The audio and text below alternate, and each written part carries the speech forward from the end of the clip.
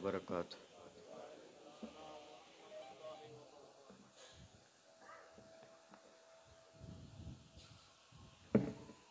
नहमदुहु व नस्तईनुहु व नस्तगफिरुहु व नुमिनु बिही व नतवक्कलु अलैहि व नऊज़ु बिल्लाहि मिन शुरूरि अनफुसिना व मिन सय्यिआति अमालिना। मन यहदिहिल्लाहु फला मुदिल्ल लहु व मन युद्लिलहु फला हादिय लहु व नशहदु अल्ला इलाहा इल्लल्लाहु वहदहु ला शरीक लहु व नशहदु अन्न सय्यदना व मौलाना मुहम्मदन अब्दुहु व रसूलुहु। अम्मा बाद फ़अऊज़ु बिल्लाहि मिनश शैतानिर रजीम। बिस्मिल्लाहिर रहमानिर रहीम। इन्नल्लज़ीना आमनू व अमिलुस्सालिहात सयजअलु लहुमुर रहमानु वुद्दा। आमन्तु बिल्लाहि सदक़ल्लाहु मौलानल अज़ीम व सदक़ रसूलुहुन नबियुल करीम व नहनु अला मा क़ाल मिनश शाहिदीन व शाकिरीन वल्हम्दुलिल्लाहि रब्बिल आलमीन। कमा क़ाल अल्लाहु तबारक व तआला फ़ी अज़मति शान हबीबिह इन्नल्लाह व मलाइकतहु युसल्लूना अलन नबी या अय्युहल्लज़ीना आमनू सल्लु अलैहि व सल्लिमू तस्लीमा।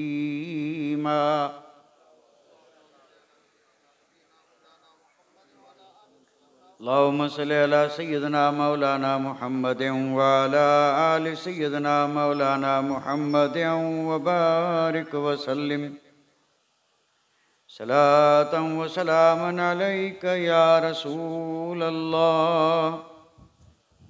सलातन व सलामन अलैका या हबीबल्लाह।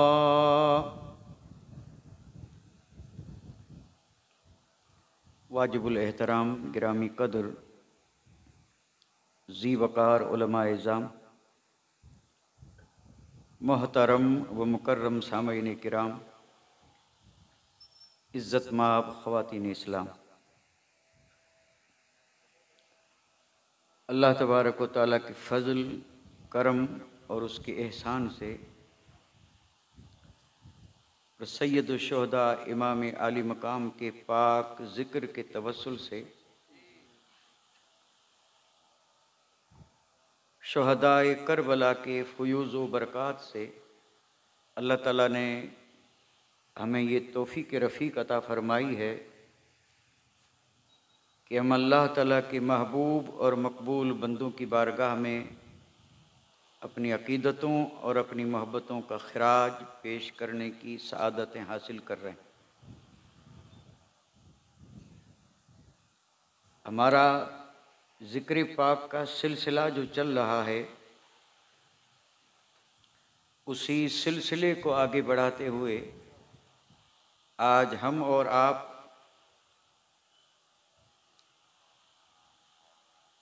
असदुल्लाहिल गालिब इमामुल मशारिक वल मगारिब हल्लालुल मुश्किलात वन नवाइब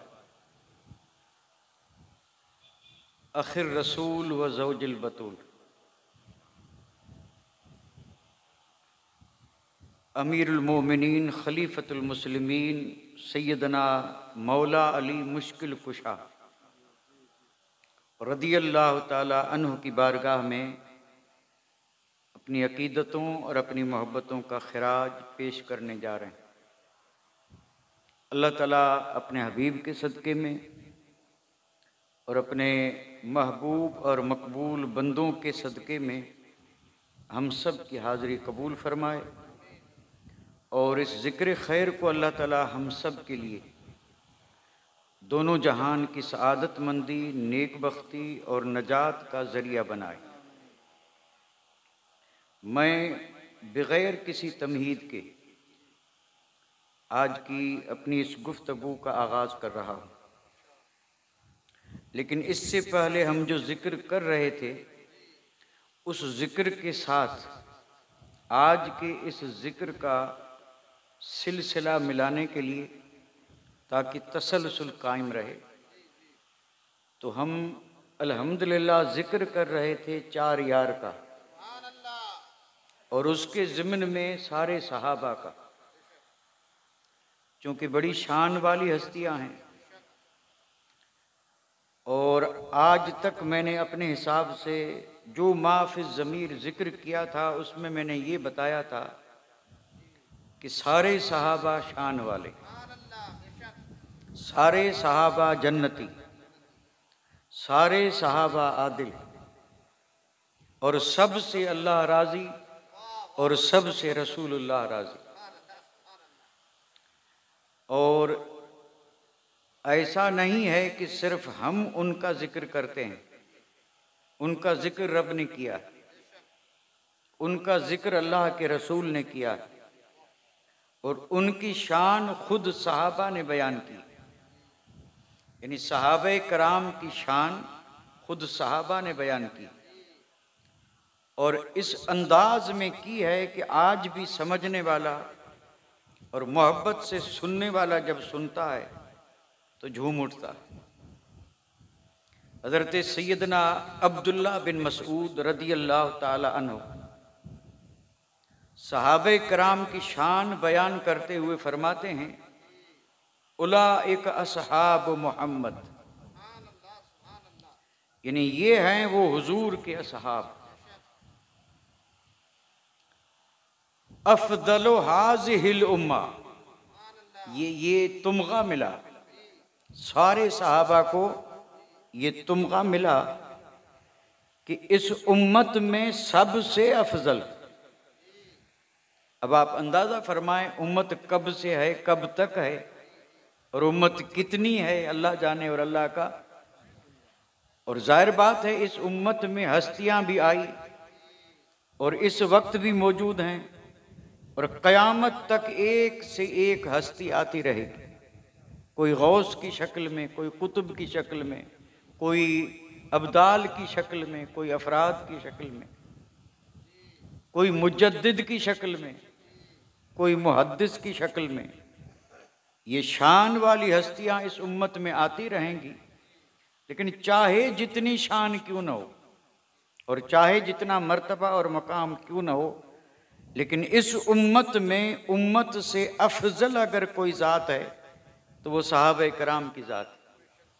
और ये फैसला किसी आज के मुहिब का नहीं, बल्कि खुद सहाबी रसूल हज़रत अब्दुल्ला बिन मसूद फरमा रहे कि ये सारे सहाबा जो थे ये इस उम्मत में अफजल तरीन नुफूस कुदसिया थी।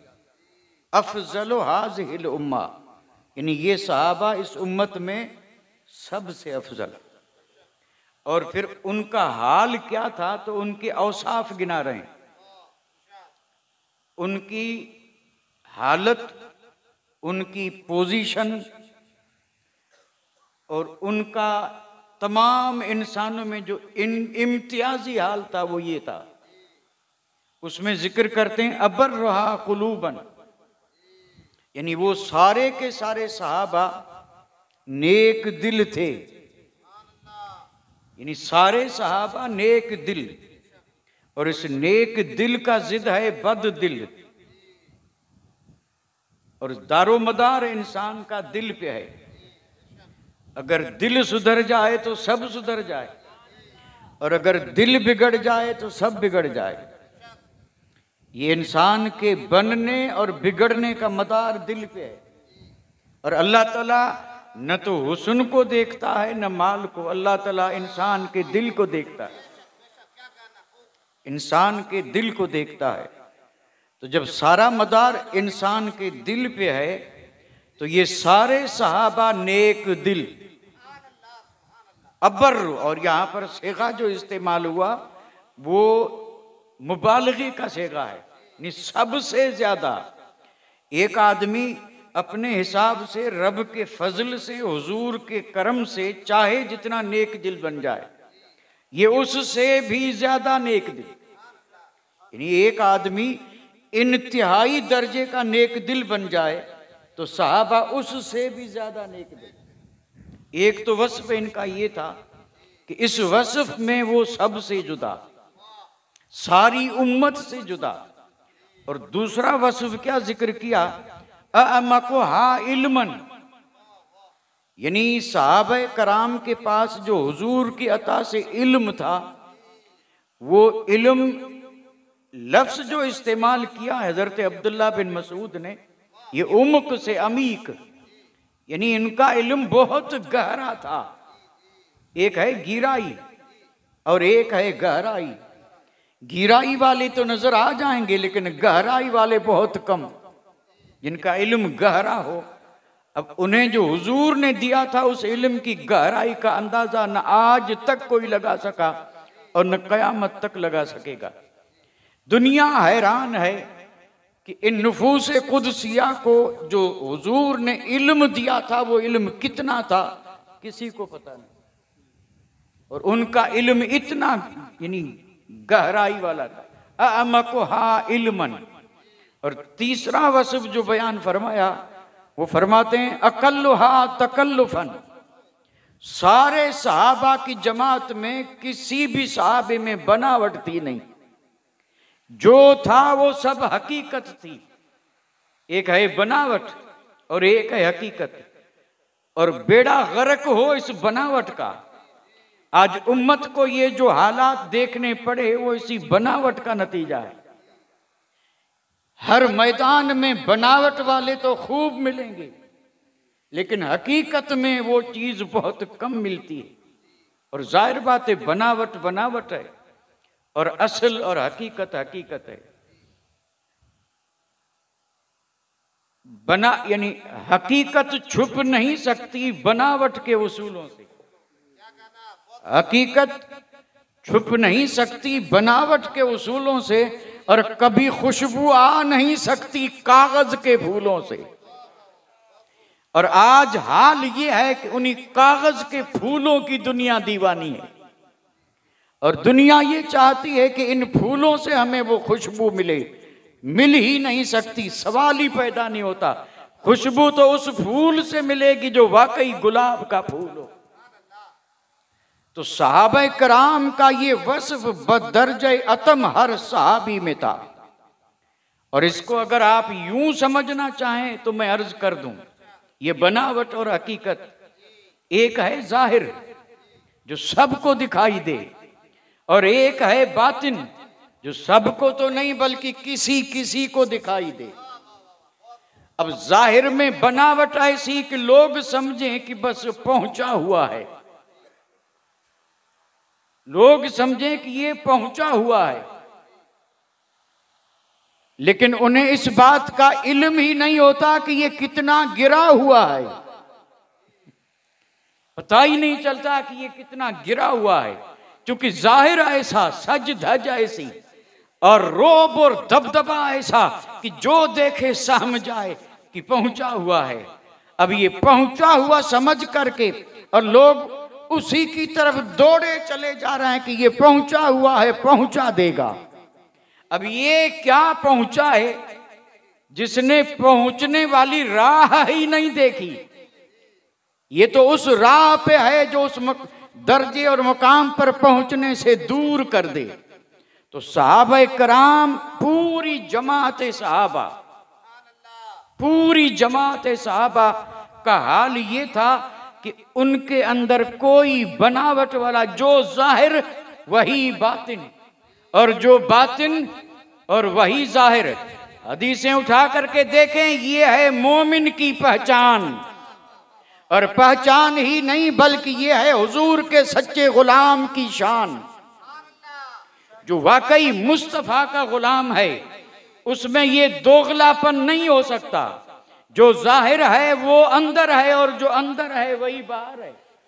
लेकिन अगर शैतान के बहकावे में आकर के अंदर शैतानियत हो और बाहर में सूफियत हो, तो इसका नाम ईमान नहीं, बल्कि हुजूर ने फरमाया कि जिसका जाहिर और बातिन एक न हो, अंदर कुछ हो और बाहर कुछ हो, वो मोमिन नहीं बल्कि वो मुनाफिक है।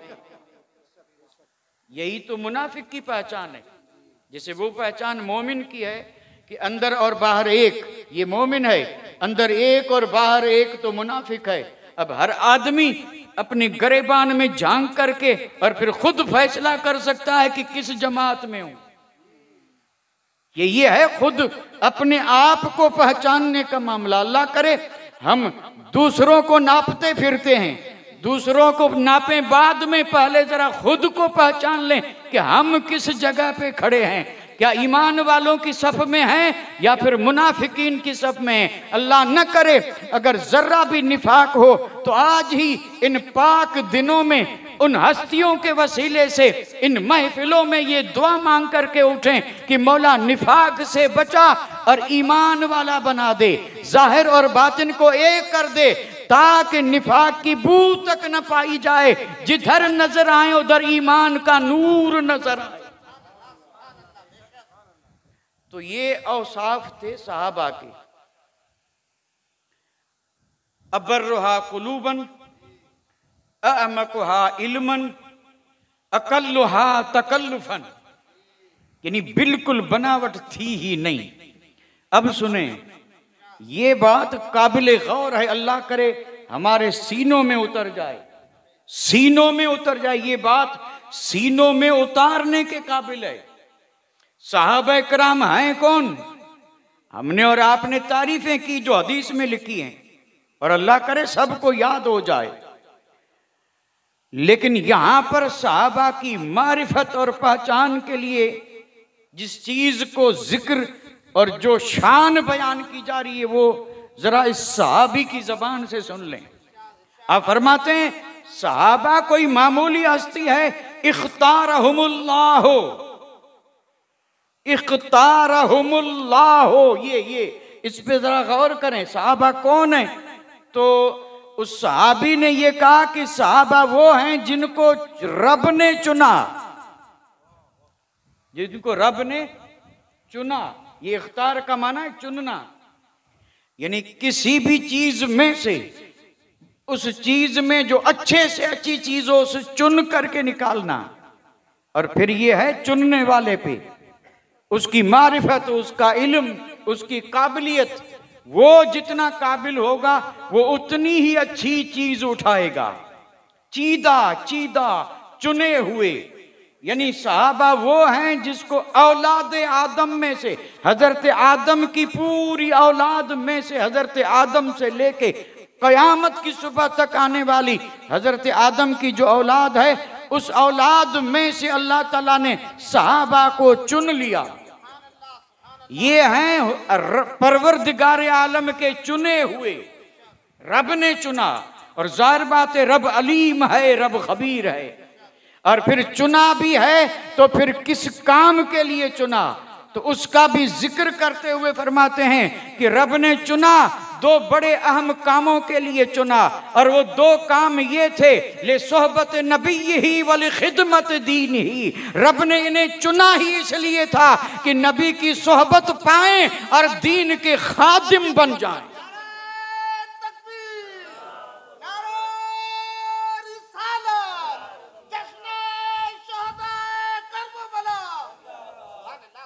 तो सहाबा की तारीफ ये हुई कि सहाबा वो हैं जिन्हें रब ने चुना। आप और हम भी जब चीज लेने जाते हैं तो हम अपने हिसाब से जो हमें अच्छे से अच्छी लगती है वो चुन के लाते हैं, लेकिन ये हमारा चुनाव है। घर आकर के देखते हैं तो उसमें भी नुक्स निकलता है। हमने सिर्फ जाहिर का रंग देखा, अंदर का गला सड़ा हिस्सा नहीं देखा, क्योंकि हम अलीम और खबीर नहीं है। मौला अलीम और खबीर है, और जब रब ने चुना है तो उनके अंदर में बुग़्ज़ हो, निफाक हो। क्या रब ऐसों का चुनेगा जिनका अंदर गंदा हो? नहीं, रब ने उन्हें चुना है जो अंदर भी पाक और बाहर भी पाक, और चुना भी दो। और उन नफूसे कुदसिया ने वाकई इस चुनाव का हक अदा कर दिया। एक एक सहाबी ने रब के इस चुनाव का हक अदा कर दिया, यानी हुजूर की सोहबत भी और हुजूर के दीन की खिदमत भी, इन दोनों चीजों का उन सहाबा ने क्या कर दिया? हक अदा कर दिया। और अगर हक अदा न कर दे तो फिर कयामत तक उनके जिक्र को ये बुलंदियां न मिलती, ये बुलंदियां न मिलती। ये बुलंदियां इसी वजह से मिली हैं कि जब उन्होंने रब के इस चुनाव पर पूरा उतरते हुए सोहबत का भी हक अदा किया और खिदमत दीन का भी हक अदा कर दिया। न तो सोहबत में कमी आने दी और न दीन की खिदमत में कमी आने दी। अगर मौका आया तो दीन की खिदमत के लिए वतन छोड़ दिया, मौका आया तो दीन की खिदमत के लिए पूरा का पूरा माल लुटा दिया, और अगर मौका आया तो नौजवान बच्चों की कतार लुटा दी। एक एक नहीं, दो दो चार चार नौजवान हैं, लेकिन जब मौका आया तो अर्ज करने लगे, मौला तूने चुना है, हम खिदमत का हक अदा यूं करेंगे कि नौजवान शहजादे और बेटे हैं, लेकिन ये प्यारे नहीं, मौला तेरा दीन प्यारा है।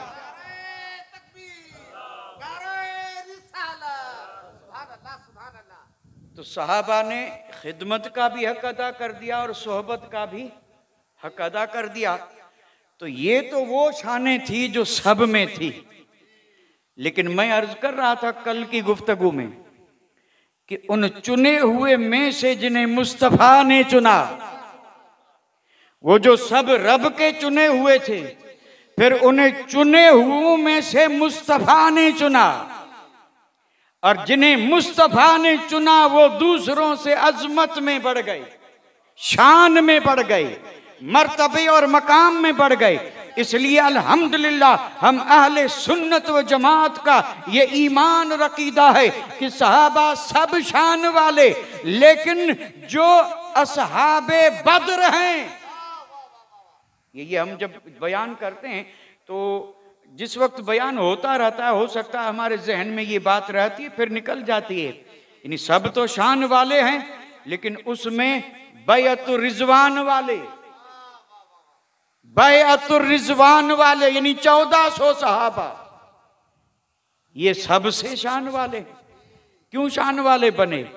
उन्होंने जान का सौदा किया था, माल तो दे चुके थे, औलाद भी दे दी थी, वतन भी दे दिया था, और आज महबूब ने कहा मौका आए तो ठीक है, ना आए तो ठीक है, लेकिन जानों का नजराना लेके पेश करो और मेरे हाथ पे बैयत करो या रसूल अल्लाह। वक्त आया तो आपके कदमों पे जानों के नजराने देंगे, और ये सर उछल उछल के तड़प तड़प के और आपके कदमों पे कुर्बान होते रहेंगे।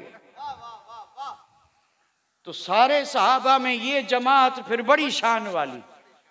उसके बाद मकाम आता है किसका? असहाबे बद्र का।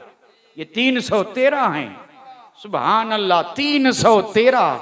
इनका जिक्र कुरान मजीद में देखें कि रब ने किस शान से किया है, किस शान से किया है। ये बदरी सहाबा हैं, बदरी सहाबा, और बदरी सहाबा के नाम में आज भी तासीर है, और वो नाम सारे के सारे मौजूद हैं। कोई तकलीफ आए तो इन नामों का विर्द करके कहो मौला इन नामों का सदका कामयाबी दे। जरा इनका वसीला दे करके तो देखें, क्योंकि ये इतने रब के प्यारे हैं, और प्यारे इसलिए हैं कि ये जान के नजराने लेके गए थे, ये वापस लौटने के लिए नहीं गए थे। रब ने लौटा दिया तो ये उसका कर्म था, ये इसलिए नहीं गए थे कि जान लेके जा रहे हैं और जान लेके आएंगे। ये कोई 14वीं 15वीं सदी का मामला थोड़ा है कि हज पे भी जाएं तो दुआ करवाएं कि दुआ करना वापस आ जाऊं, वापस आ जाऊं। लेकिन अगर जज्बा सादिक हो तो कोई ये न कहे कि दुआ करो वापस आ जाऊं, वो ये कहे दुआ करो जन्नतुल बकी में दफन हो जाऊं, मुस्तफा के साए में जगह मिल जाए, मदीने में दफन की जगह मिल जाए। तो सहाबा सर वापस लाने नहीं, सर देने गए थे। और ये कोई मैं अपनी तरफ से नहीं कहता, यही जिक्र रब ने फरमाया है। यही जिक्र करते हुए कुरान पढ़ें, रब फरमाता है मिनहुम मन कदा नहबहु व मिनहुम मन यंतज़िर। रब ने फरमाया ये चुनी हुई जमात है, इसमें चले तो सब थे, कुछ को उम्मीद मिल गई, कुछ इंतजार कर रहे हैं कि कब वक्त आए और जान दे दे। तो कुछ उनमें से वो जिनको उनकी मुराद मिल गई, और कुछ अभी इंतजार में है कि कब वक्त आए कि हम अपनी जान क्या करें, कुर्बान करें। तो अल्लाह ताला ने इन्हें चुना। अल्लाह ने चुना तो दो कामों के लिए, एक तो सोहबत के लिए, एक दीन की खिदमत के लिए। तो ये सारे चुने हुए, और उसमें से इन्हें मुस्तफ़ा ने चुना। और असहाबे बद्र के बाद हैं अशरे मुबशरा। ये सहाबा तो है ना, अब ये सहाबा हैं, इनको एक इम्तियाजी शान मिली। वो शान क्या है? चलते फिरते जमीन पे थे, और मेरे आका ने फरमाया जन्नती देखना हो तो इन्हें देख ले। अगर किसी को जन्नती देखना हो तो आज ही देख ले। अबू बकर जन्नती, उमर जन्नती, उस्मान जन्नती, और ये 10 सहाबा जिनका नाम ले लेके मेरे आका ने फरमाया ये जन्नती। इसलिए इनको ये तुमगा मिला अशरे मुबशरा। ये 10 वो हैं जिन्हें जीते जी महबूब ने जन्नत की बशारत दे दी और जन्नत अता फरमा दी। और फिर इन 10 से भी बड़ी शान वाले हैं 4 यार। 4 सुभान अल्लाह, इनका तो कहना ही क्या। 4 यार का तो, लेकिन 4 यार में भी तरतीब है। 4 यार में नंबर 1 पे अबू बकर सिद्दीक हैं, उसके बाद उस फारूक आजम की जात है, उसके बाद उस्मान गनी की जात है, और उसके बाद मौला अली की जात है। अब ये जो तरतीब है जो हमें अहादीस करीमा से मिलती है, लेकिन रही बात फजीलतों की, तो एक बात जहन में रखें।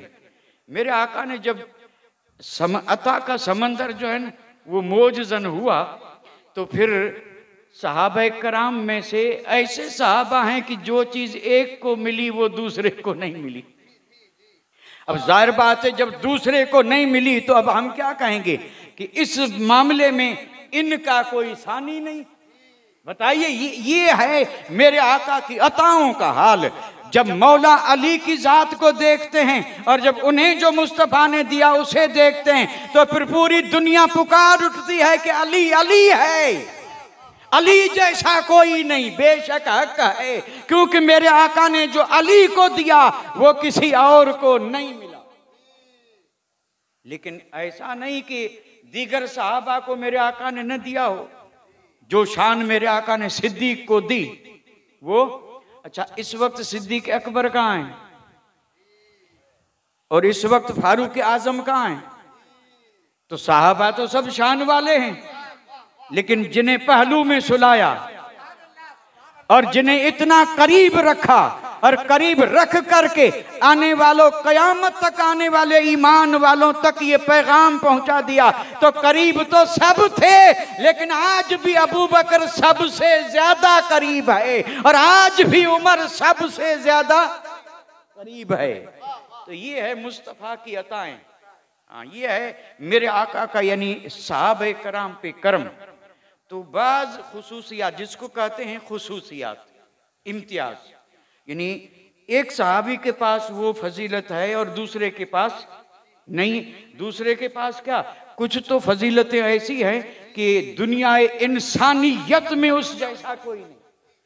अब हम जिसका जिक्र करने जा रहे हैं उनके हवाले से मैं एक बात अर्ज कर रहा हूं। पहले एक बंद पढ़ रहा हूं,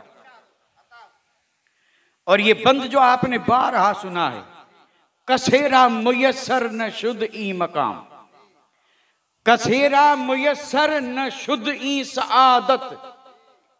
कसेरा ये नफी की है, यानी किसी को भी मुयसर न शुद हासिल न हुई। ई सआदत ये नेक बख्ती कसेरा मुयसर न शुद ई सआदत, किसी को भी हासिल नहीं हुई ये सआदत, ये नेक बख्ती। अब ये नेक बख्ती कौन सी है?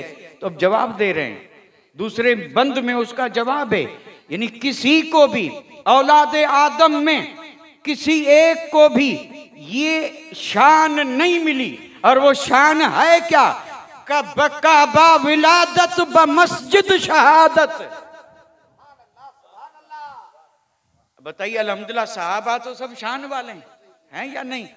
लेकिन ये शान किसी को नहीं मिली। और फिर वो तो बुजुर्ग तो ये कह रहे हैं कि यानी सिर्फ सहाबा ही नहीं बल्कि इंसानों में, पूरे इंसानों में किसी को ये सआदत नहीं मिली। अब भाई हम अगर इस चीज से वाकिफ हों तो इसको समझ सकें कि ये सआदत है। अब हमें जब इसका इल्म ही न हो तो हम क्या समझे ये क्या सआदत है। और साथ नेक वक्ती तर्जुमा तो कर लेते हैं, लेकिन ये चीज सआदत क्यों बनी और इसमें कितनी बड़ी सआदत है, ये तो जाहिर बात है समझने के लिए भी कुछ हो और कोई हो जो समझा दे। अब ये सआदत क्या है, नेक बख्ती क्या है? तो कहते हैं बका विलादत ब मस्जिद, यानी किसी को ये नेक बख्ती नहीं मिली कि बैतुल्लाह के अंदर पैदाइश हुई हो और मस्जिद के अंदर शहादत हुई हो। इसको अगर मैं एक बात अर्ज करूं, अभी मेरे जहन में आई समझाने के लिए। इंसान की जिंदगी बड़ी कीमती है साहब, बड़ी कीमती है।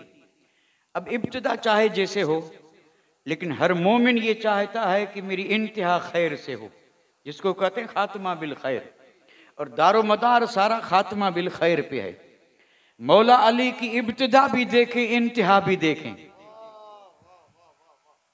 मौला अली शेर खुदा की इब्तिदा, यानी वो इस जग में तशरीफ लाए, तो जग में जब आए तो कहां पे आए? किसी भी आशिक मौला अली से पूछे ना तो इतना तो वो जानता है कि उनकी पैदाइश हुई है किसमें? काबे के अंदर, काबतुल्लाह के अंदर तो आज भी कोई नहीं जा सकता। बड़े बड़े जाते हैं और वो भी हुक्मरान, बादशाह, शहनशाह। 9 ज़िलहिज्जा को जब ये दरवाज़ा खुलता है, हाजी सब होते हैं अरफात में, और पीछे बैतुल्लाह को गुस्ल दिया जाता है और गिलाफ बदला जाता है और बड़े बड़े लोग अंदर जा सकते हैं, बादशाह। बाकी किसको नसीब हो अंदर जाना? तो ये अंदर जाना, इसको आज भी लोग बड़ी सआदत समझते हैं। अगर चंद लम्हा भी अगर अंदर जाना नसीब हो जाए तो उम्र भर उस पर फख्र करते हैं, उम्र भर फख्र करते हैं कि मैं अल्लाह के घर के अंदर गया। और वाकई बात काबिल फख्र है, एक आदमी चंद लम्हा अंदर जाए फख्र करे, कुर्बान जाऊं मौला अली तेरी अजमत पर कि तू जब इस खाकदान आलम में आया तो अपने घर में नहीं, किसी दूसरे मकाम में नहीं, बल्कि विलादत भी हुई है मौला अली की तो खाने खुदा के अंदर, बैतुल्लाह के अंदर। अब ये वाकया तो सबके जहन में होगा और बारहा सुना भी है। आपकी वालिदा जिनका नाम है फातिमा, और ये हाशमी खातून हैं जिन्होंने सबसे पहले मुस्तफ़ा पे कलमा पढ़ा और जिन्हें हुजूर ने कहा कि मेरी माँ के बाद मेरी माँ ये है। आपने फरमाया मेरी माँ आमिना के बाद अगर कोई मेरी माँ है तो ये फातिमा है, जो मौला अली रदी अल्लाह ताला अन्हु की वालिदा है। और इन्हें ये भी शर्फ हासिल है, यानी सिर्फ तकरीबन 4 ऐसी अजीम हस्तियां हैं कि जिनकी कब्र में हुजूर लेटे और कब्र को नूर से भर दिया। कब्र तैयार हुई, दफन होने वाला बाद में दफन होगा, लेकिन मेरे आका ने उसमें सो करके और उसे पूरी दुनिया इंसानियत में एक इम्तियाजी शान दे दी। आप बताएं, जिस कब्र में मुस्तफ़ा नूर अला नूर नबी सो जाएं, उस कब्र की नूरानियत का आलम क्या होगा? तो मौला अली की वालिदा की कब्र में मेरे आका सोए थे और कफन के लिए अपना मुबारक जुब्बा भी अता फरमाया था। और आपने यानी हजरत फातिमा के बारे में बहुत से हसीन कलिमात भी अदा फरमाए थे। तो मौला अली की वालिदा हैं, उम्मीद से हैं, और गई हैं तवाफ के लिए। और तवाफ में आप जानते हैं कि हर वक्त भीड़ रहती है, बड़ी भीड़ थी और अचानक आसार जाहिर हुए विलादत के। अब न तो वहां से घर पहुंच सकती हैं और उन्हीं लोगों के बीच में विलादत हो, ये उन्हें पसंद नहीं, किसी भी इज्जत वाली औरत को पसंद नहीं। जाहिर बात है जब ये मुश्किल घड़ी आई तो लौ लगाई। और मैं तो ये कहता हूं कि लौ लगा करके वसीला भी उनका दिया होगा कि उनके वसीले से आसानी दे। और आसानी ये हुई कि बैतुल्लाह शरीफ में जाने का रास्ता मिला और हजरत फातिमा बैतुल्लाह के अंदर गई और बैतुल्लाह के अंदर मौला अली पैदा हुए।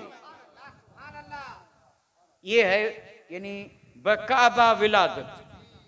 अच्छा, काबे में विलावत हुई और कूफे की मस्जिद में शहादत हुई। मस्जिद भी क्या है? अल्लाह का घर है। और आदमी मस्जिद में आता है तो किसके लिए? अल्लाह की इबादत और नमाज के लिए। अल्लाह अकबर। तो मैं अर्ज कर रहा था कि ये वो शान है जो सहाबा कराम में सिर्फ और सिर्फ मौला अली मुश्किल कुशा के हिस्से में आई। अच्छा, इसके बाद दूसरी शान सुने जो बहुत ही अहम है और बहुत ही अजीम है। लेकिन उससे पहले मैं सिर्फ सवाल इसलिए कर रहा हूं ताकि सवाल सुन करके अल्लाह तौफीक दे और हमें भी कुछ सोचने का मौका, जज्बा पैदा हो। सवाल मेरा ये है, घर का माहौल जो होता है ना, उसका असर बच्चे पे आता है कि नहीं? यानी जैसा घर का माहौल और उस घर में जो छोटे बच्चे हैं परवरिश पा रहे हैं, बड़ों की तरबियत में हैं, निगरानी में है, तो बड़ों के उस घर में जो किरदार है, जो उनके आदात अतवार है, उसका असर उस बच्चे पे आएगा कि नहीं? इससे इनकार की कोई गुंजाइश नहीं। यानी घर में जैसा माहौल होगा उसका यकीनन बच्चे पे। हाँ, घर में अगर नाचने वाले हैं तो बच्चे भी नाचते नजर आएंगे, और घर में गाने वाले हैं तो बच्चे भी गाते हुए नजर आएंगे। और घर में अगर फैशन का राज है तो बच्चे भी फैशनेबल नजर आएंगे, इसमें कोई शक नहीं। रंग चढ़ता है रंग, और ये सोहबत है। और ये तो जरूरी अमर है कि माँ बाप का घर वालों का बच्चों पे असर यकीनी है, यकीनी। और ये सब इसके मुशाहिदा करके और तजुर्बा कर चुके हैं। घर में नमाजी होंगे तो बच्चा समझता कुछ नहीं है, कुछ भी नहीं समझता। लेकिन जब माँ बाप को सजदा करते देखता है तो एक दिन देखा, दूसरे दिन, तीसरे दिन, कई दिनों के बाद अनजाने में भी बच्चा आके करीब खड़ा हो जाता है। माँ झुकी तो ये भी झुका, माँ ने सर सजदे में रखा तो इसने रखा जरूर है, लेकिन रख करके देख रहा है माँ को कि कहीं मैं यहीं पड़ा न रहूं, माँ उठ न जाए। उसे तो खबर नहीं कि सजदा क्या है, रुकू क्या है। माँ की अदाओं को देख करके अदाएं ये भी, और कसम रब की अगर माँ बाप नमाजी हो तो यकीनन औलाद नमाजी हो। असर आता ही है। माँ तस्बीह पढ़ती है और फिर काम में लग जाती है, और बच्चा खिसक करके तस्बीह उठाता है और फिर उसी से खेलता है। अब बच्चा तो यही समझता है कि ये कोई खिलाना है, उसे क्या खबर, वो यही समझता होगा कि माँ भी खेल रही है। माँ भी खेल रही थी, जैसे माँ खेल रही थी वैसे ये मैं भी खेल रहा हूं। अब ये क्या है? ये नहीं, वही उसी तरबियत और सोहबत और घर का असर है, और ये यकीनी है। तो अब मैं आपसे एक सवाल कर रहा हूं बड़े अदब के साथ। सहाबा सब शान वाले, सहाबा सब शान वाले, लेकिन है कोई ऐसा सहाबी कि जिसकी तरबियत नबी के घर में हुई हो? नहीं समझे आप? यानी सिद्दीक़ अकबर शान वाले, फारूक आजम, उस्मान गनी, अशरे मुबशरा, असहाबे बद्र, बैअत रिजवान वाले, सब शान वाले। लेकिन है कोई ऐसा सहाबी कि जिसने आंख खोली हो नबी की गोद में और परवरिश पाई हो खदीजा के गोद में, और जिसे परवरिश के लिए नबी का घर मिला हो? अगर कोई ऐसी जात है तो वो मौला अली मुश्किल कुशा की जात है। तारीख उठा करके देख ले। ख्वाजा अब्दुल मुत्तलिब, ख्वाजा अबू तालिब जो हजरत अली के वालिद हैं, औलाद ज्यादा थी, जमाना कहत का था। और फिर हजरत अब्बास ने मेरे आका से फरमाया कि बच्चे ज्यादा हैं, चलो एक एक बच्चा ले लेते हैं ताकि उन पर बोझ जरा हल्का हो, हम उन्हें पालेंगे। और जब ये बात आई तो हुजूर ने हजरत अली को ले लिया, हुजूर ने हजरत अली को ले लिया। अब अली ख्वाजा अबू तालिब के घर नहीं, नबियों के नबी के घर में परवरिश पा रहे हैं। अब बताइए सुबह कहां गुजरी, शाम कहां गुजरी, दिन कहां गुजरा, रात कहां गुजरी। तो मैं तो बस अदब के साथ यही कहूंगा कि उस घर में गुजरी जिसमें वही उतर रही है, उस घर में गुजरी जिसमें बार बार जिब्राइल आ रहे हैं, और उस घर में गुजरी कि जिसमें न जिब्राइल की हिम्मत न किसी फरिश्ते की हिम्मत कि बगैर इजाजत के उस घर में आ सके। वो घर है कि जिसकी अजमत को सलाम, और अली मौला अली तेरी अजमत को सलाम कि हजरत अली की परवरिश हो रही है नबियों के नबी की नजर और नबियों के नबी के घर में। अब जब आम आदमी का असर अपने बच्चे पे आता है तो बताइए हुजूर की नजर में और हुजूर के घर में मौला अली परवरिश पा रहे हैं तो क्या कुछ और कितना कुछ पाया होगा। है किसी में हिम्मत जो बता सके? सवाल ही पैदा नहीं होता। इसलिए आप और हम देखते हैं कि मौला अली की जितनी इम्तियाजी शानें हैं, जितनी भी इम्तियाजी शानें हैं, उसकी इब्तिदा की तो खबर है, इंतहा की ये जुमला हर आदमी नहीं समझ पाएगा। मौला अली की शान जो है ना, उसकी इब्तिदा की तो खबर है, लेकिन इंतहा की ऐसा नहीं कि किसी को नहीं, रसूल को है, अल्लाह तबारक व ताला को है, लेकिन बाकी हर किसी को ये मालूम ही नहीं। हाँ इतना जरूर है कि ये शान यहां से शुरू हुई। अगर थोड़ा सा तवज्जो दें तो मैं एक बात करूं, यानी वो भी वक्त का लिहाज करते हुए, बाकी शानें तो इतनी है कि हमारी उम्र ही गुजर जाए। एक बड़ी मशहूर शान है और वो हदीस पाक से साबित है, और ये मेरे आका की तरबियत और सोहबत का असर है। हुजूर ने हदीस में फरमाया अना मदीनतुल इल्म, हुजूर ने फरमाया अना मदीनतुल इल्म व अलीयुन बाबुहा। हुजूर ने फरमाया मैं इल्म का शहर हूं और अली उसके दरवाजे। अच्छा, हुजूर को जो इल्म मिला वो कहां से मिला? गए थे कहीं पढ़ने? आए कोई हुजूर का उस्ताद? कुछ लोग कहते हैं जिब्राइल उस्ताद, नऊज बिल्ला, वो पढ़े लिखे वो हैं जाहिल, और जाहिल ही नहीं बल्कि अजल। वो कहते हैं जिब्राइल पढ़ाते थे और हुजूर पढ़ते थे। जब ये कहते हैं तो मैं तो उनसे यही कहूंगा कि ये जो हुरूफ मुक़त्ताअत है ना कुरान में, हुरूफ मुक़त्ताअत आप जानते होंगे, पढ़ते हैं आप, जैसे सूरह बकरा हम पढ़ेंगे तो शुरू में अलिफ लाम मीम, अलिफ लाम, और कुरान के मुफस्सिर पहले हजरत सैयदना इब्न अब्बास जो हिब्र हाजिल उम्मत हैं, वो पहली तफसीर है, और उसके बाद हजारों तफसीरें लिखी गई और लिखने वाले सब कामिल।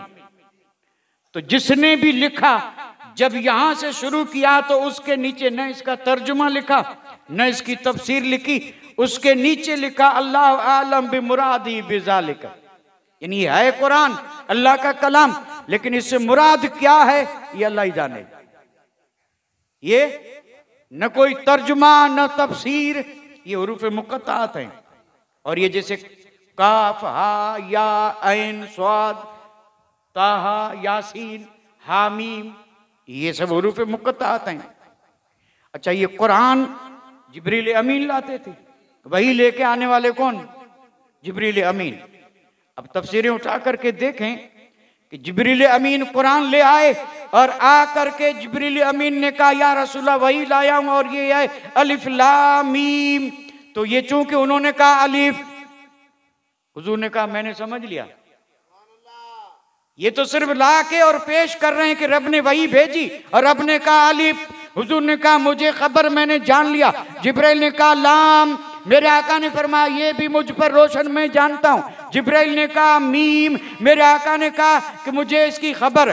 जिब्रील अमीन ने कहा लाया तो मैं हूं, लेकिन मुझे कुछ खबर नहीं कि इससे मुराद क्या है। अब जिब्राइल खुद कहें मुझे कुछ खबर नहीं, और ये कहें जिब्राइल पढ़ाने आए। जिसको खबर ही ना हो वो क्या पढ़ाए। तो जो चीज महबूब को मालूम है वो जिब्रील को भी। और ये इल्म दिया किसे? अल्लमक मालम तकुन तालम। रब ने फरमाया महबूब तू जो नहीं जानता था वो सब मैंने तुझे सिखा दिया। रब ने सिखाया, और सिखाया भी ऐसा नहीं कि यहां आने किस पर, सिखा करके भेजा। यानी सब सिखा करके, पढ़ा करके, और सब शाने दे करके, और फिर रब ने अपने हबीब को इस खाकदानी आलम में भेजा। तो हुजूर ने फरमाया मैं हूं इल्म का शहर, और इस शहर के इल्म को कोई भी आज तक समझ सका? नहीं समझ सका, अल्लाह जाने। और मेरे आका फरमाते हैं कि अली बाबहा, और हजरत अली उस शहर के दरवाजे हैं। अब जब हजरत अली दरवाजे हैं, और ये जो भी चीज शहर में जाएगी दरवाजे से, और शहर से निकलेगी तो यही ताजीम है, अदब है। और अगर कहीं से फलांग करके आए तो पकड़ा जाएगा, चोर है, और हासिल करने के बजाय यानी सजा का मुस्तहक होगा। आना भी दरवाजे से और जाना भी। तो फिर यहाँ एक बात तो माननी पड़ेगी कि ये जो इल्म है ये सब मौला अली के सीने से हो के और फिर उम्मत को मिला। क्योंकि मेरे आका का इल्म जो है उस इल्म का दरवाजा मौला अली है। अब दरवाजा मौला अली है तो हुजूर को तो रब ने पढ़ाया, मौला अली को किसने पढ़ाया? तो मानना पड़ेगा ये इल्म जो मौला अली को मिला है ये आमिना के लाल की अता है, ये हुजूर ने दिया है। और कितना दिया ये देने वाले मुस्तफा जाने और लेने वाला मौला अली जाने। इसलिए तो मैंने कहा कि दरवाजे हैं, लेकिन मौला अली के पास कितना इल्म है कोई अंदाजा कर ही। एक हदीस अर्ज कर दूं इस पर, अल्लाह करे कि हमें इस पर सोचने का मौका मिले। मौला अली ने फरमाया कि अगर मैं चाहूं, फरमाया अगर मैं चाहूं तो ये जो सूरह फातिहा है ना, अलहम्द शरीफ, फरमाया अगर मैं चाहूं तो सूरह फातिहा की तफसीर लिखना शुरू करूं और तफसीर से किताबें इतनी बने कि 70 ऊंट उठा न सकें। अब ये है चैलेंज पूरी दुनिया के इल्म वालों को कि अब बताओ कि ये तफसीर सूरह फातिहा की जो होगी इसके जो जुज बनेंगे, अज्जा बनेंगे, ये कितने बनेंगे हिसाब लगाना पड़ेगा। एक ऊंट कितने मन वजन उठा सकता है और उस मन को भी अगर हिस्सा करें तो उसके अज्जा कितने बनते हैं। अब इन जुजों को जोड़ करके देखें, तुम्हारा हिसाब खत्म हो जाएगा। मौला अली की जो फातिहा की सूरत की तफसीर है उसके अज्जा की गिनती भी मालूम नहीं। आपने फरमाया अगर मैं चाहूं तो सूरह फातिहा की तफसीर इतनी लिखूं कि 70 ऊंटों का वजन बन जाए, यानी 70 ऊंट उठाएं इतना वजन। और ये वजन कोई सोना चांदी या किसी पत्थर या किसी मिट्टी ढेले का नहीं, यानी तफसीर में लिखी हुई जो किताबें हैं उसका वजन इतना। तो अब कोई है जो बता सकते ये कितनी किताबें हुई और उसमें जो लिखा वो क्या था? ये है मौला अली का इल्म। और आप और हम ये भी सुन चुके हैं और ये हमारा ईमान और अकीदा है। कायनात की कोई चीज ऐसी नहीं जिसका जिक्र कुरान में न हो। कुरान मजीद में हर चीज का, भाई हमें न मिले या किसी को न मिले तो उसे चाहिए कि वो इनकार न करे। कुरान मजीद में हर चीज का, हर याबिस और हर तर, जर्रे जर्रे का, कायनात की हर चीज का जिक्र है। इसलिए हजरत इब्ने अब्बास ने फरमाया कि अगर मेरे ऊंट के पांव बांधने की रस्सी भी गुम जाए तो मैं कुरान में देख के तलाश कर लेता हूं। ये हर चीज का जिक्र कुरान में है। कायनात का कोई इल्म, कोई जर्रा, कोई चीज ऐसी नहीं जो कि कुरान मजीद में।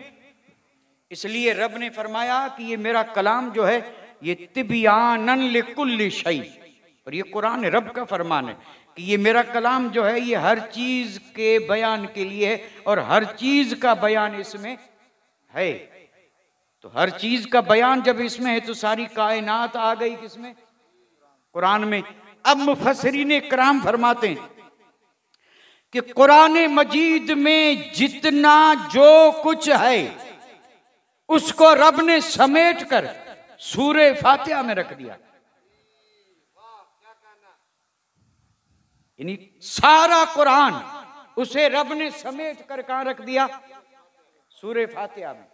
भाई अब हमारी अक्ल थोड़ी इसको समझ सकती है कि कैसे रखा और किस तरह रखा और कहां सारा कुरान 30 पारे, कितनी आयतें, उसमें कितना जिक्र, और ये सूरे फातिहा और सारा कुरान इसी में समो दिया। ये है अल्लाह तबारक व तआला की कुदरत। सारा कुरान आ गया सूरे फातिहा में। और फिर फरमाते हैं कि फिर सारा यानी सूरे फातिहा में जो कुछ है उस सब को अल्लाह ताला ने रख दिया बिस्मिल्लाह में। जो हम पढ़ते हैं ना बिस्मिल्लाहिर्रहमानिर्रहीम, भाई हम तो समझते हैं बिस्मिल्लाह और बाकी तो कोई इसकी अहमियत है नहीं और न इसके एजाज न इसकी शान से वाकिफ है न इसकी बरकतों से वाकिफ है। बस बिस्मिल्लाह। और कोई पढ़ता है कोई नहीं भी पढ़ता, हुजूर ने फरमाया कि जो भी नेक और अच्छा काम है उसको बिस्मिल्लाह से शुरू करो तो वो मुकम्मल होगा, उसमें कोई कमी नहीं होगी, बरकत होगी, रहमत होगी, सब कुछ होगा। बड़ी फजीलतें हैं बिस्मिल्लाह की। तो अब जो सूरह फातिहा में है वो सब किस में? बिस्मिल्लाह में। और फिर फरमाते हैं जो बिस्मिल्लाह में है वो सब बिस्मिल्लाह की बा में। बिस्मिल्लाह की बा में। ये जो लफ्ज बा है ना, अलिफ के बाद बा, ये सूरह फातिहा में जो है सब इसी बा में है। और फिर फरमाते हैं कि इस बा में जो है वो सब बा के नीचे जो नुक्ता है इसमें है। और फिर मौला अली फरमाते हैं कि लोगों मुझे पहचानो कि ये बा के नीचे का नुक्ता मैं हूं। ये जो बा के नीचे नुक्ता है ना, आपने फरमाया ये मैं हूं। तो अब अंदाजा फरमाइए कि मौला अली मुश्किल कुशा के इल्म का आलम क्या होगा। और जब यही इल्म था तो भरे मजमे में मौला अली ने चैलेंज किया था और चैलेंज ये था कि पूछना हो तो जो चाहो मुझसे पूछो। मुफस्सिरीन इकराम फरमाते हैं यहां कोई कैद नहीं, मुतलक है। आपने मुतलक ये ऐलान कर दिया कि जो चाहो पूछना हो पूछ लो। और फिर उसकी तशरीह भी आई है। आपने फरमाया कयामत तक जो होने वाला है उसके बारे में पूछना हो तो पूछो, और कयामत में जो होने वाला है उसके बारे में पूछना हो तो पूछो। ये कौन कह सकता है? ये वही कह सकता है जिसने नबी की गोद और खदीजतुल कुबरा की गोद में परवरिश पाई और जो मेरे आका के इतने नवाजे हुए हैं कि आप शहर हैं तो अली उस शहर के दरवाजे हैं। और जब दरवाजे के इल्म का ये हाल है, ये है सोचने की बात। जब मौला अली दरवाजे हैं और दरवाजे के इल्म का जब ये हाल है तो फिर शहर के इल्म का और मेरे आका के इल्म का हाल क्या होगा? है कोई जो ये ऐलान चैलेंज दे सके कि जो पूछना हो? यहां पर बुजुर्गान दीन ने एक हिकायत भी लिखी है तो मशहूर, लेकिन मैं तो चाहता हूं कि ये हिकायत में अगर जाएंगे तो फिर यानी कुछ और तो नहीं कह सकेंगे, लेकिन इशारतन अर्ज कर दूं। आपने चैलेंज जो किए थे ना उसके 3 हिस्से थे। एक तो ये था कि कयामत तक, और एक ये था कि कयामत में, यानी कयामत और कयामत के बाद जो पूछना हो मुझसे पूछो। और एक रिवायत में अल्फाज ये हैं सल्लूनी मा दूनल अर्श। आपने फरमाया अर्श से नीचे जो है। अब अर्श के नीचे क्या है? सारी कायनात है। रब की पूरी मखलूक अर्श के नीचे है। अल्लाह ताला खालिक है, बाकी सब उसकी मखलूक है। और ये सारी मखलूक जो है इसकी आखिरी हद अर्श है, और अर्श के बाद फिर मकान नहीं है, फिर लामकां है, फिर रब की शान है, रब के जलवे हैं, वहां कोई न जा सकता है और न वहां कोई कुछ खबर ला सकता है। हाँ, अगर कोई लामकां में गया है तो वो रब के महबूब आमिना के लाल की जात है कि जब मुस्तफा मेराज में गए तो अर्श कदमों के नीचे था और मुस्तफा का सरापा उससे ऊपर था। तो मौला अली ने फरमाया अर्श के नीचे, तो गोया आपके फरमाने का मकसद ये था कि ये रब की पूरी जो मखलूक है इसमें किसी भी चीज के बारे में पूछना हो तो हजरत अली ने फरमाया मुझसे पूछ लो। तो आपने सुना होगा एक शख्स उठा था उसी महफिल में और उठ करके कहने लगा अली बड़ा दावा किया है, अगर आप दावे में सच्चे हैं तो बताएं इस वक्त जिब्राइल कहां है। अगर आप सच्चे हैं तो बताएं इस वक्त जिब्राइल। अब देखिए, चूंकि कमाल दिखाना था, कयामत तक आने वाले दुश्मनों के मुंह को बंद करना था और यह जाहिर करना था कि जब नबी की किसी पे कर्म वाली नजर होती है तो फिर उसके लिए कोई चीज मुश्किल रहती ही नहीं। उसने पूछा न बताइए इस वक्त जिब्राइल कहां है। तो मैं सिर्फ समझाने के लिए बता रहा हूं, सिर्फ थोड़ी देर के लिए मौला अली ने ऊपर देखा, ऊपर यानी बस ऐसे ही जैसे नजर उठाई और नजर उठा करके फिर नीचे देखा, यानी ऊपर। और अब मैं ये नहीं कह सकता कि इसमें देर कितनी लगी, मैं तो यही कहूंगा कि पल भर, पलक झपकने जितनी देर। ऊपर देखा, नीचे, फिर आगे, फिर दाएं, फिर बाएं, मुड़ करके पीछे। अब वक्त जितना भी लगा हो ये सारे जग का मुआयना करके फिर देखा महफिल में, और महफिल में जब देखा तो जो उठा था कहने लगे तू ही तो जिब्राइल है, जो आया है इस तरह लिबास बशरियत में, तू ही तो जिब्राइल है। तो फिर उसने पूछा कि आपको कैसे पता चला कि मैं यहां हूं। तो मौला अली ने जवाब क्या दिया, मौला अली ने कहा मैंने आलमे बाला को देखा, यानी ये ऊपर वाली दुनिया है ना उसको देखा। ऊपर वाली दुनिया क्या एक छोटी सी है, एक आदमी एक बार देखे और नजर में आ जाए। ये सातवां आसमान है, अर्श है, कुर्सी है, लो है, कलम है, और ये पता नहीं क्या क्या है, चाहे जितना बड़ा आलम क्यों ना हो, लेकिन मौला अली की नजर उससे भी बड़ी। सिर्फ एक नजर देखा, आलमे बाला की हर शय देख ली।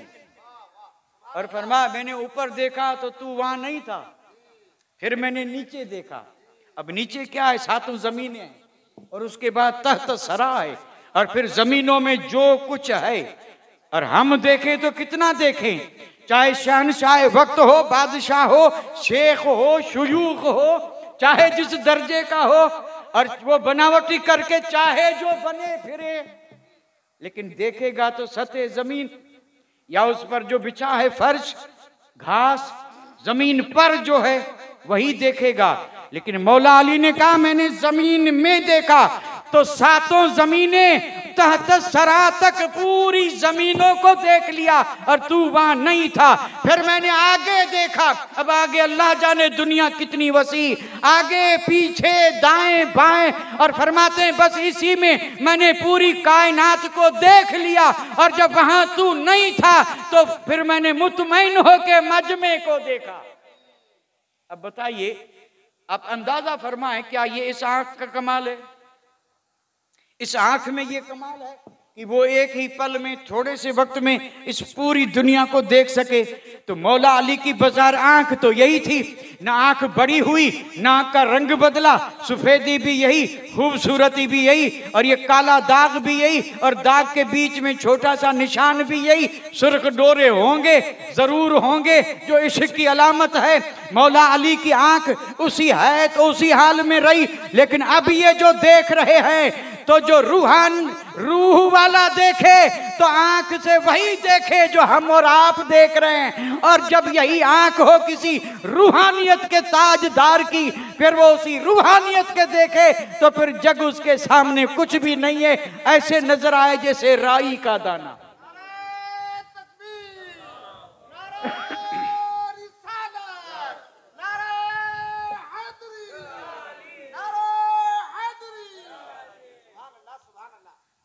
जहाँ तक मौला अली के इल्म की बात है तो ये तो मैंने इब्तिदा की कुछ बातें अर्ज कर दी, और इल्म पर जो सहाबे कराम के फैसले थे न, अब अगर एक एक करके वो जिक्र करें कि हजरत अली के इल्म के बारे में हजरत उमर का क्या कहना था।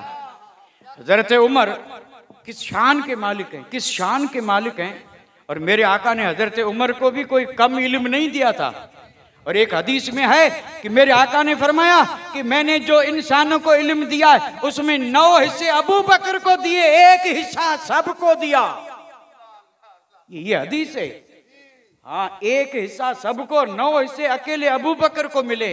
और वहां अशर का लफ्ज आया है, और अशर में से अल्लाह अकबर कौन है। और इसलिए खुद मौला अली फरमाते हैं, जब मौला अली से पूछा गया कि सहाबा में सबसे ज्यादा इल्म वाला कौन, तो आपने कहा अलमुना अबू बकर ने। फरमाया हमें सबसे ज्यादा अगर इल्म वाली जात है तो अबू बकर सिद्दीक की जात है। तो सारे सहाबा नवाजे हुए थे कि हजरत उमर के पास इल्म की कमी थी, लेकिन हजरत उमर जब अमीर मोमिनीन खलीफतुल मुस्लिमीन बने तो आप दुआ मांगते थे कि मौला कोई ऐसा मुकदमा ना आए मुश्किल के जिसका भाई अली भी फैसला न कर सकें। यानी गोया कि हजरत उमर ये यानी यकीन रखते थे कि कोई फैसला ऐसा हो ही नहीं सकता कि जिसका फैसला मौला अली मुश्किल कुशा न कर सकें। और आप फरमाते थे कि अल्लाह ऐसी कोई मुश्किल घड़ी न दे, कोई ऐसा मुकदमा आ जाए मैं तो क्या अली भी फैसला न कर सके। तो गोया कि उनका भी मानना यह था कि दुनिया में कोई ऐसा मुकदमा नहीं, कोई ऐसी मुश्किल नहीं कि जिसको मौला अली हल न कर सके। इसलिए तो आज तक आपका ये लक़ब है मुश्किल कुशा मौला अली, मुश्किल कुशा। हजरत उमर भी कहते थे कि मेरी मुश्किल भी कुशाई करते हैं मौला अली। अल्लाह अकबर। सहाबा भी जिसे मुश्किल कुशा समझे तो हम अली के दीवाने क्यों न कहें मौला अली मुश्किल कुशा। हमारी कोई ऐसी मुश्किल नहीं है कि जो मौला अली के वसीले से और उनके करम से हल न हो। बेशक हर मुश्किल हल होती है, लेकिन ताल्लुक होना चाहिए, ताल्लुक होना चाहिए। एक तो है ज़बानी दावा और एक है वाकई ताल्लुक।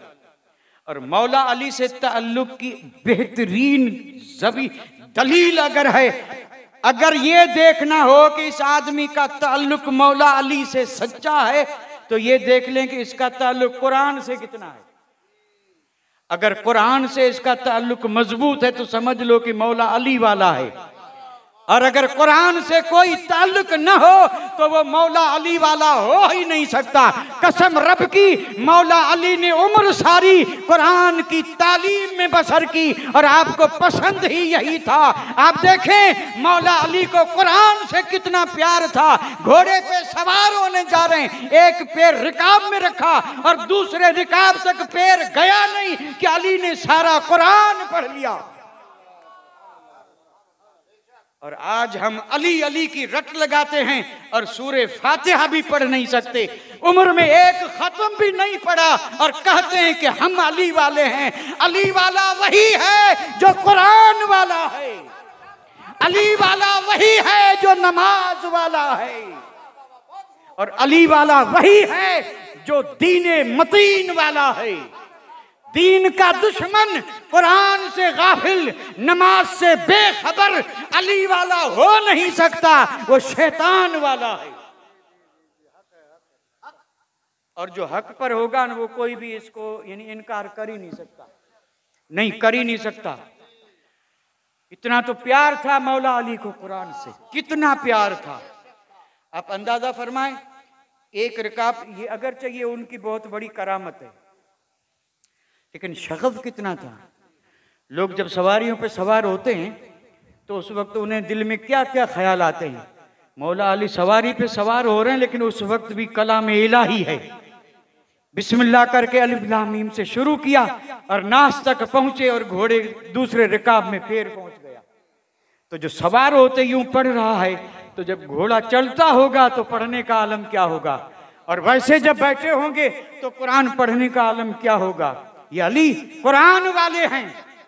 इसलिए मेरे आका ने फरमाया अल अली अलीयुन माल कुरान वर कुरान मा अलीयुन। ये हुजूर का फरमान है। आपने फरमाया कुरान अली के साथ है, अली कुरान के साथ है, बस। और फैसला कर दिया कि जो अली के साथ होगा वो। अब आप कुरान के साथ न हो और फिर आप कहें मैं अली के साथ हूं, तो अली तो जहां भी है मैं कुरान साथ है, अब क्या करेंगे? तो आप हट जाएं कि यहाँ तो अली के साथ कुरान है, इसलिए मैं अली के साथ नहीं रहूंगा। अली जहां है वहां कुरान है, और कुरान जहां है वहां अली है। और इसकी सनद चाहिए तो क्यों न करबला चले जाएं। अली के शहजादे ने सर कट गया फिर भी कुरान नहीं छोड़ा, और यहाँ खाते पीते कूदते नाचते ऐश मनाते रंग रेलियां करते हैं और कुरान के करीब नहीं जाते। हुसैन वो है, हुसैन वो है। और हुसैन ने जाहिर कर दिया, मेरी मोहब्बत का दम भरने वालों, तुम्हारा सर भी कट जाए, माँ बाप से अलग हो जाना, वतन से अलग हो जाना, दौलत से अलग हो जाना, कुर्सी से अलग हो जाना, सर कट जाए फिर भी कुरान से अलग न होना। इमाम तो सर कट गया फिर भी कुरान से पढ़ा था कि नहीं? कुरान, हाँ पढ़ा था। ये है कुरान से मोहब्बत। और मोहब्बत इसलिए थी कि जब अली के साथ कुरान है तो हुसैन के साथ कुरान है, और जब हुसैन के साथ कुरान है तो हुसैन भी कुरान के साथ है। यहां भी है और वहां भी है, और कब्र में भी है और हश्र में भी है। और आज भी जो कुरान के साथ है अली भी उसके साथ है, और मेरा इमाम भी उसी के साथ है। ये है उन नुफूस कुदसिया की शान। खैबर फतह हुआ ना, फतह किसने किया? खैबर। ये तो भाई सीरत की बड़ी मशहूर बात है ना। हमें इतना भी खबर इल्म न हो तो फिर तो समझेंगे कि हम दीन से कोई राब्ता ही नहीं रखते। ये तो मालूम हो ना, खैबर यहूदियों के किले, मेरे आका साहबा को लेके गए। पहले दिन झंडा दिया सैयदना सिद्दीक़ अकबर को। आप गए, बड़ी सरफरोशी से साहबा ने कोशिश की, लेकिन फतह। फिर आया दूसरा दिन, परचम इस्लाम मेरे आका ने थमाया फारूक आजम को। लेकिन हुजूर तो जानते थे इनकी फतह किसके हाथ में है। अब राज अल्लाह जाने, हुजूर तो जानते थे, जिसका बाद में पता ही चल जाएगा। अब फारूक आजम भी गए, दिन भर जिहाद होता रहा, लेकिन किला फतह, और उसमें मरहब वाला किला तो बड़ा मजबूत था।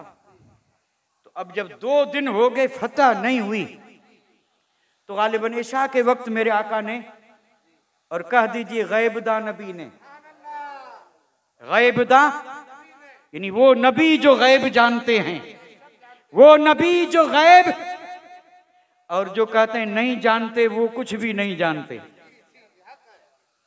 जो ये कहे कि नबी को गैब का इल्म नहीं, तो यकीनन समझ लो कि वो अजहल है, जाहिल है, खुद वो कुछ भी नहीं जानता, नबी जानते हैं। तो रात को मेरे आका ने साहबा के मजमे में ऐलान फरमाया। अब ऐलान का अंदाज तो देखें, हुजूर ने फरमाया कि खुशखबरी हो, कल सुबह मैं झंडा ऐसे को दूंगा जो अल्लाह का प्यारा है। सनदें मिल रही है, सनदें। हुजूर ने फरमाया कल सुबह मैं झंडा उस जात को दूंगा जो अल्लाह के महबूब, अल्लाह के नहीं बल्कि अल्लाह के रसूल के भी महबूब, और अल्लाह ताला उनके हाथ पे फतह अता फरमाएगा। अब सहाबा कराम को शौक ये हुआ कि अल्लाह करे अगर झंडा मुझे मिल जाए तो मुझे अल्लाह का प्यारा होने की सनद मिल जाए, यानी हुजूर की जबान से मुझे ये सनद मिल जाए कि अल्लाह इससे राजी है और ये अल्लाह का। नींद नहीं आई होगी, वैसे भी साहबा सोते कम थे, कम सोते थे, जागते ज्यादा थे। तो साहबे कराम को अब बड़ी बेचैनी से इंतजार था सुबह कब हो, फजर पढ़ी जाए और मेरे आका खुशबख्ती और फिर नेक बख्ती का एजाज बख्श करके देखें किस खुश नसीब को बुलाते हैं और झंडा किसे देते।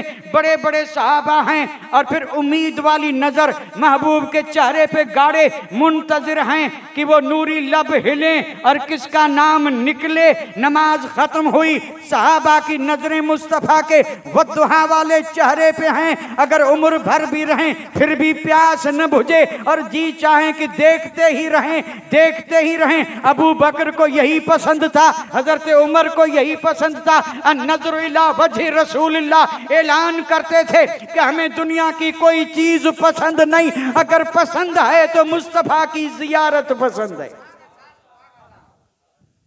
अब सबकी नजरें हैं चेहरे पे। अब आवाज गूंजी सुभान अल्लाह। आपने इरशाद फरमाया ऐन अली इब्न अबी तालिब। अल्लाह अकबर। अब सबको यकीन हो गया कि आज झंडा जो है ना ये मौला अली के हाथ में। लेकिन इत्तफाक देखिए कि मौला अली वहां नहीं थे, क्योंकि आशूबे चश्म यानी आंखें बहुत ज्यादा दुख रही थी, जिसकी वजह से आप उस वक्त वहां हाजिर नहीं थे। हाजिर नहीं थे तो साहबा ने कहा या रसूल अली तो हाजिर नहीं। फरमाया कोई बात नहीं, बुला के ले आओ। अब साहबा गए बुलाने और बुला करके ले आए तो पहले तो मेरे आका ने लुआब दहन निकाला, शिफा वाला लुआब मौला अली की आंख में लगाया। ये लुआब दहन लगना था कि आशूबे चश्म ऐसा भागा कि फिर कभी वापस आया ही नहीं। ऐसे लग रहा था कि जैसे मौला अली की आंख दुखती ही नहीं है। ये है शिफा और ये हुजूर का मोजज़ा। और लुआब दहन के मोजज़े तो अनगिनत बेशुमार हैं हुजूर के मोजज़ात में। इस मोजज़े की भी अजीब व गरीब शान है। दुखती आंख पे लगे तो दर्द दूर हो जाए, और अगर अयदहा और सांप डसे और उस पे लगे तो जहर खत्म हो जाए, और अगर खारी पानी में ये चला जाए तो पानी मीठा हो जाए। ये लुआब दहन है और मोजज़ा है। आंखें दुरुस्त हो गई। मेरे आका ने फरमाया अली उठा झंडा और जाके कर जिहाद। लेकिन मेरे आका ने फरमाया पहले जरा उनसे दावत भी दे देना, और अगर तेरे काने पे किसी एक ने भी कलमा पढ़ लिया तो ये सुर्ख ऊंटों से भी बेहतर है। अब आप देखिए, एक तरफ तो फतह करना है, मुज्दा सुना चुके हैं कि फतह होगा, और दूसरी तरफ ये पैगाम हक सुनाना, इसका भी ये तबलीग का काम चल रहा है। अब आए मौला अली मैदान में, और फिर आप 12 सुन चुके हैं कि उस इलाके का जबरदस्त पहलवान मरहब आया था और उसने कहा कि मैं वो हूं जो 500 का मुकाबला तन्हा कर सकता हूं, मैं ये हूं, मैं वो हूं। तो मौला अली ने कहा तू चाहे जो हो, लेकिन मेरी मां ने मेरा नाम शेर रखा है। आपने फरमाया वो मैं शायर हूं कि अगर इस जंगल के भी शेर आ जाएं तो मुकाबला नहीं, अली के चेहरे को देख के भाग जाएं। और फिर मुकाबला हुआ, वो मरहब मारा गया। अब बारी आई उस दरवाजे को खोलने की, तो हजरत अली उस वक्त चूंकि जलाल में थे, उस वक्त किस में थे? अब ये जो वहां का पूरा शाही गेट था, आपने सुना होगा कि बाद में 40 पहलवान आदमियों ने उसे हटाना चाहा तो वो खिसका भी नहीं सके। इतना वजनी वो गेट। लेकिन चूंकि उस वक्त गलबा रूहानियत का था, निगाहे करम मुस्तफा की थी, मैदान में कोई और नहीं, शेरे खुदा हसनैन के पिदरे बुजुर्गवार। आगे बढ़ करके आपने उस शाही गेट को जो यूं पकड़ के खींचा, बस खींचने से निकल आया, और फिर लिखा है कि उसको आपने ढाल बनाया। हमने ढाल का नाम सुना है, देखी भी होगी कहीं म्यूजियम में। वो ढालें होती थी, तीर तलवार भाला जो है ना, उसका जख्म रोकने के लिए, और वो 1.5 फीट की गोल ढाल बनी रहती थी, और वो भी आज तो हम नहीं उठा सकते। वो पहलवान थे जो तलवार भी चलाते थे, ढाल भी थी और सर पे खोद भी रहता और जिस्म पे जरा भी रहती और तरकश से भरा हुआ थैला रहता, कमान भी रहती। और वो हथियार ऐसे कि एक भी हमको अगर मिले तो चलाना तो दूर की बात है। और ये बड़ा नौजवान, इतराने वाला, अपने आप को सब कुछ समझने वाला, उनमें से एक हथियार उठा भी नहीं सकेगा। आज भी औरतों के मजार पे तलवारें रखी हैं और वो तलवारें ऐसी हैं कि आज का मर्द भी उठा नहीं सकता। कुर्बान जाऊं उन अल्लाह की बंदियों पर जिन्होंने मरते दम कहा था कि कुरान और तलवार कब्र में साथ में रखना, ताकि पता चले कि कोई दुनिया की गुलाम नहीं, दीन की खादिमा थी। आज भी रखी हैं तलवारें। अब ये कोई तारीखी बात है, उसका यहाँ जिक्र करने का कोई मकसद नहीं। लेकिन चूंकि मौला अली ने 40 आदमी जिसे उठा न सके उसे एक हाथ में ढाल बना करके रखा, और एक रिवायत में यह है कि आपने उसे अपनी पीठ पे रखा और सारा लश्कर उसमें से गुजर करके और अंदर चला गया, और ये किला क्या हो गया? फतह हो गया। उसी मौके के मुतालिक किसी ने कहा है, और वो बंद तो बड़ा मशहूर है कि शाहे मर्दा, शाहे मर्दा। अब हम क्या जाने शाहे मर्दा, तो मुझे तो चाहिए कि मैं शुरू ही से ये बंद पढ़ के और इसी की तशरीह से शुरू करता। शाहे मर्दा, शाहे मर्दा, शेरे यज़दा, शाहे मर्दा, शेरे यज़दा। बात इसी पे बस नहीं है, कुव्वते परवरदिगार, कुव्वते। तो साबित क्या हुआ? हाथ अली का था, ताकत खुदा की थी। हाथ अली का था, उसमें ताकत खुदा की थी। और ताकत खुदा की जब आए तो ये गेट तो क्या, अगर उस ताकत वाला चाहे तो पूरी जमीन को उठा ले, क्योंकि अब हाथ उसका, ताकत अल्लाह की। शाहे मर्दा, शेरे यज़दा, कुव्वते परवरदिगार, ला फता इल्ला अली, ला फता। ये गौर से सुने फिर, ताकि ये मुगालता भी दूर हो जाए। हाँ, क्योंकि अब नहीं, कुछ नहीं कहेंगे, नहीं कहने की जरूरत नहीं है। ला फता इल्ला अली, ला सैफ इल्ला जुल्फिकार। शान बयान हो रही है मौला अली मुश्किल कुशा की कि दुनिया में जितने भी पहलवान मर्द हैं वो मर्द रैयत हैं, वो लश्कर हैं और सिपह सालार हैं तो अली है। ये मर्दों के शाह हैं, शाहे मर्दा, यानी तमाम मर्दों। भाई मर्द एक होता, आदमी अलग है, मर्द अलग है। हाँ, ये एक मजमून अलग है। आपको लाख आदमी मिल जाएंगे, मुमकिन है कि उसमें एक मर्द मिले। ये मर्दों की कमी हुई नहीं तो हमें ये दिन देखने पड़े, वरना मर्द अगर होते तो मर्द के नाम से दुनिया कांपती। मर्द था मदीने में, मर्द मदीने में था कि जिसके नाम से कैसर भी कांपा, किसरा भी कांपा, वो मर्द था।